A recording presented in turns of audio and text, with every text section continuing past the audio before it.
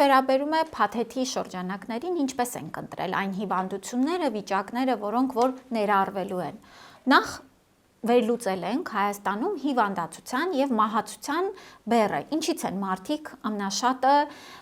ուրեմն ցավոք սրտի մահանում, ինչից է որ կորցնում են իրենց առողջությունը, հաշմանդամություն են ձեռք բերում եւ առաջնահերթությունը հենց տվել ենք այդ ուղղություններին, օրինակ սրտանոթային հիվանդություններ, չարորակ նորագոյացություններ, շաքարային դիաբետ, տրավմաներ եւ այս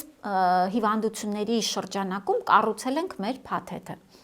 Դիմելու պարբերականություն, այո, կա սկրինինգների, կանխարգելիչ փաթեթի մասով, բայց ըստ էության փաթեթում ներառված օրինակ հիվանդանոցային բուժօգնությունը հասանելի է ըստ կարիքի, եթե մարդը ունի այդ կարիքը, ապա նրան բուժօգնությունը հասանելի կլինի։ Բայց այստեղ էլ պիտի շատ